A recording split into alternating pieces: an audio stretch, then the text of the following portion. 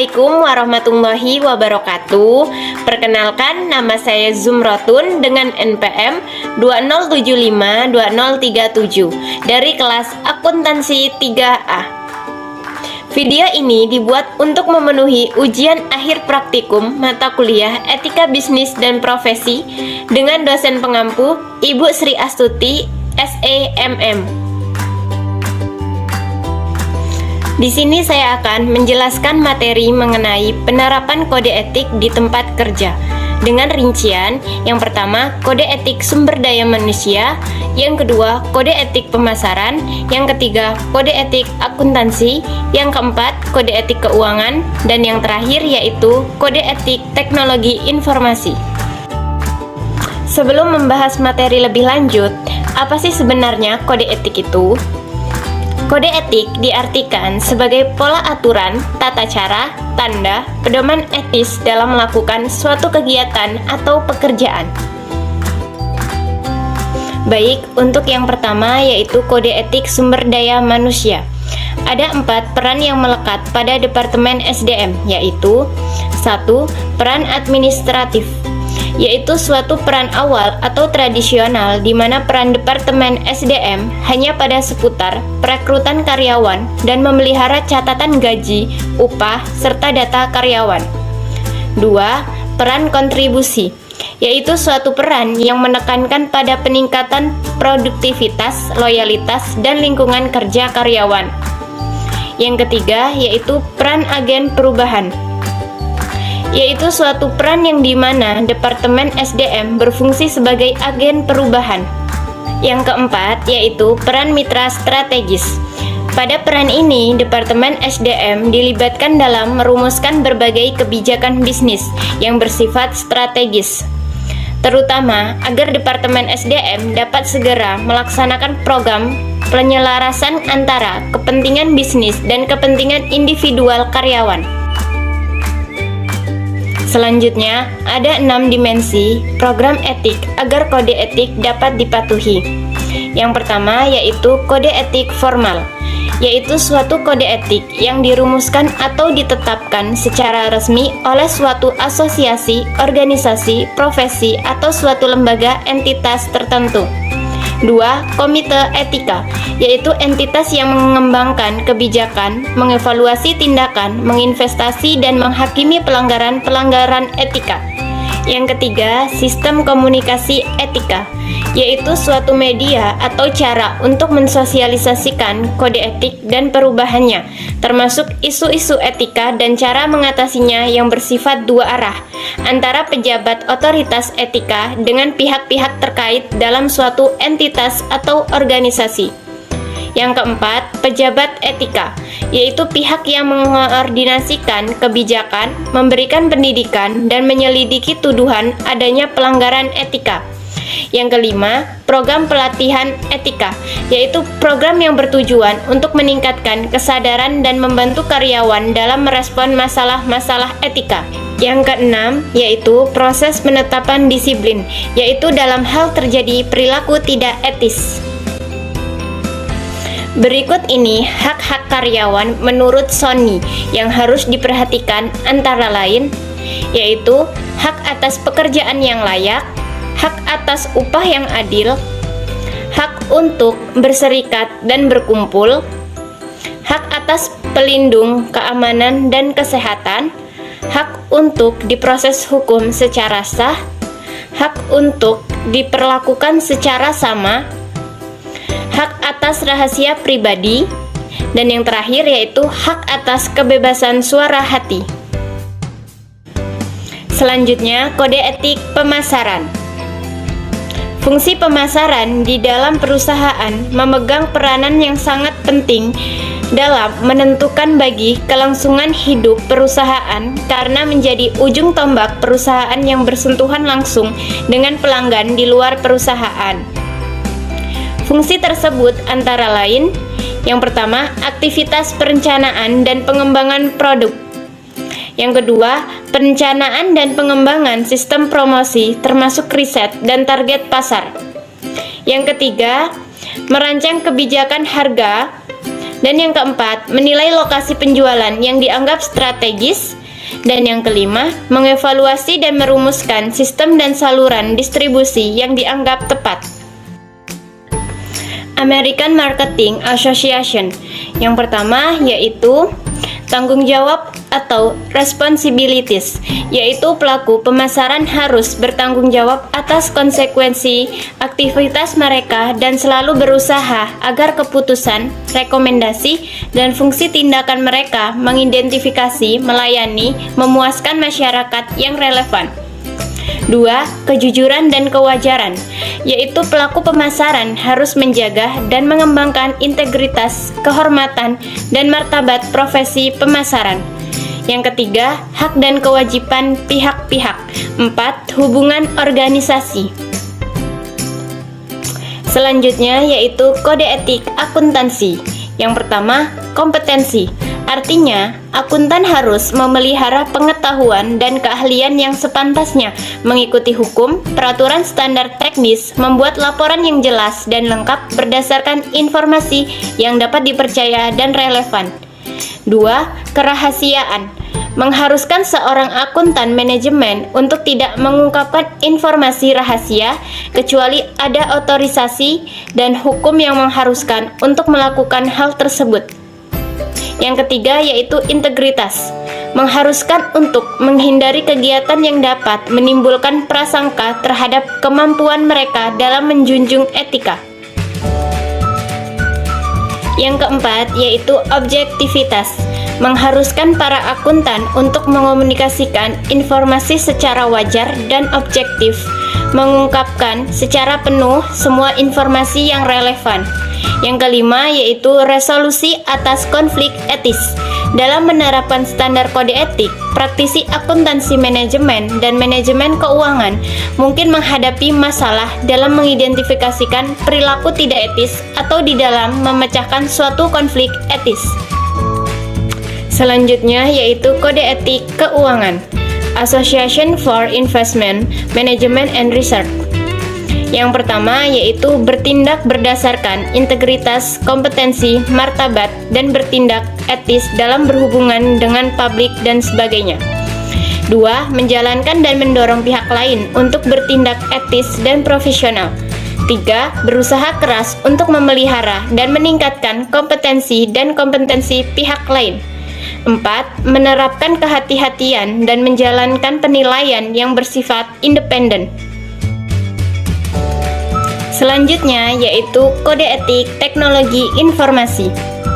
Komitmen terhadap kode etik profesional diharapkan bagi setiap anggota yang mempunyai hak suara, asosiasi dan anggota mahasiswa dari Association of Computing Machiner. Kode ini mencakup 24 keharusan yang dirumuskan sebagai pernyataan tentang tanggung jawab pribadi, mengidentifikasi unsur-unsur seperti komitmen. Ketaatan terhadap kode etik ini bersifat sukarela, akan tetapi jika anggota melanggar kode etik ini dengan melakukan perilaku tidak etis, keanggotaannya pada ACM akan dicabut. Selanjutnya, kode etik fungsi lainnya.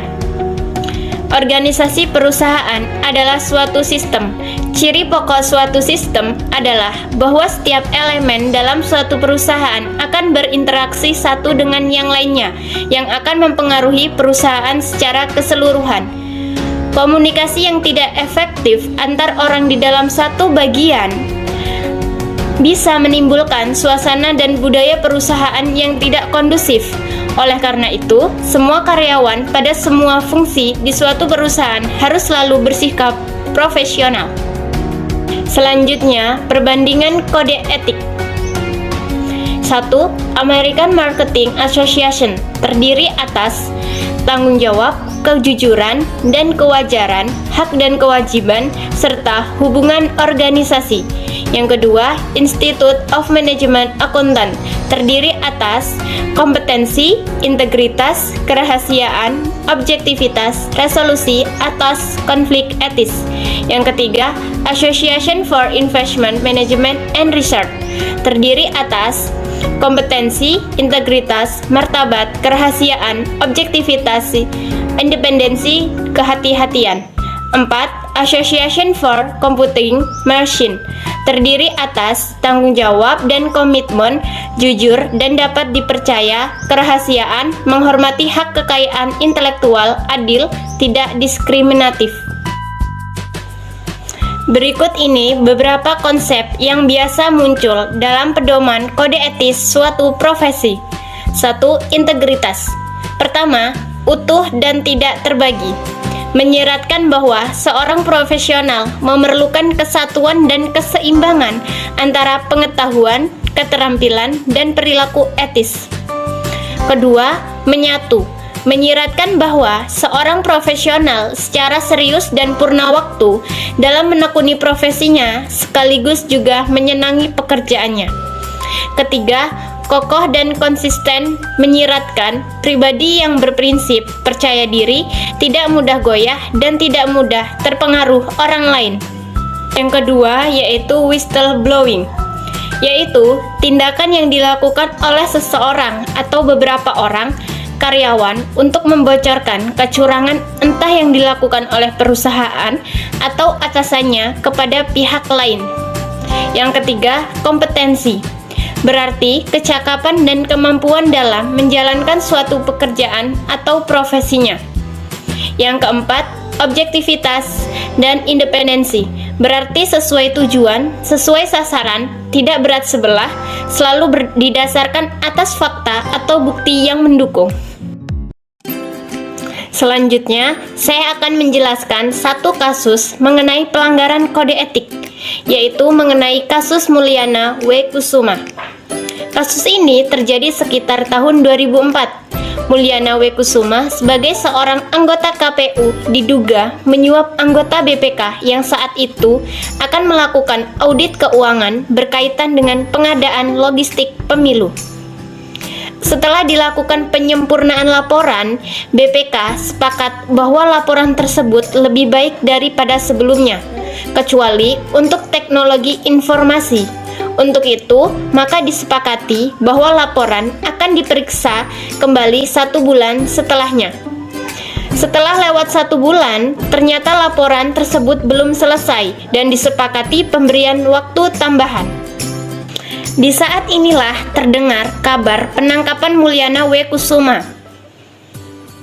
Mulyana ditangkap karena dituduh hendak melakukan penyuapan kepada anggota tim auditor BPK yakni Salman Khairiansyah. Dalam penangkapan tersebut, tim intelijen KPK bekerjasama dengan auditor BPK. Menurut versi Khairiansyah, ia bekerja sama dengan KPK memerangkap upaya penyuapan oleh saudara Mulyana dengan menggunakan alat perekam gambar pada 2 kali pertemuan mereka. Penangkapan ini menimbulkan pro dan kontra. Salah satu pihak berpendapat auditor yang bersangkutan yakni Salman telah berjasa mengungkap kasus ini. Sedangkan pihak lain berpendapat bahwa Salman tidak seharusnya melakukan perbuatan tersebut karena hal tersebut telah melanggar kode etik akuntan. Berikut ini analisa atas kasus tersebut. Berdasarkan kode etik, perbuatan tersebut tidak dapat dibenarkan karena beberapa alasan, antara lain penyuapan bagian dari pelanggaran kode etik. Kemudian, auditor tidak seharusnya melakukan komunikasi atau pertemuan dengan pihak yang sedang diperiksanya.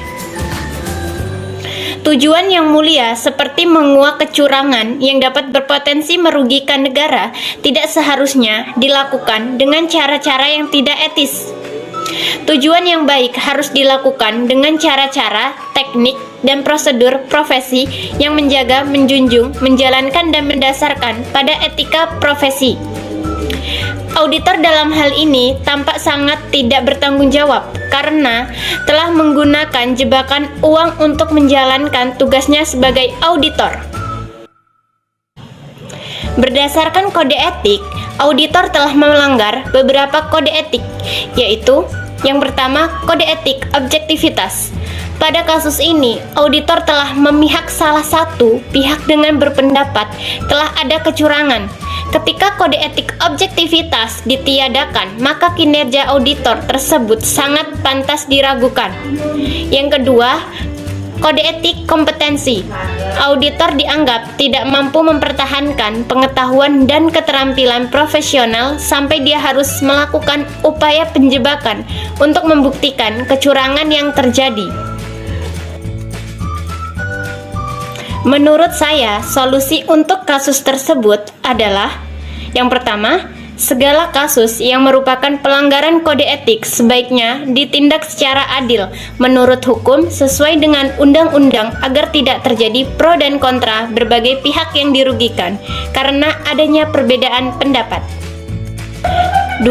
Seharusnya setiap akuntan publik dan KAP harus tahu kewajiban-kewajibannya, seperti yang pertama, bebas dari kecurangan, ketidakjujuran, dan kelalaian, serta menggunakan kemahiran jabatannya dalam menjalankan tugas profesinya. Yang kedua, yaitu menjaga kerahasiaan informasi atau data yang diperoleh dan tidak dibenarkan, memberikan informasi rahasia tersebut kepada yang tidak berhak. Pembocoran rahasia data atau informasi klien kepada pihak ketiga secara sepihak merupakan tindakan yang tercela. Sekian penjelasan materi dari saya. Apabila ada salah kata, saya memohon maaf yang sebesar-besarnya dan saya akhiri. Wassalamualaikum warahmatullahi wabarakatuh.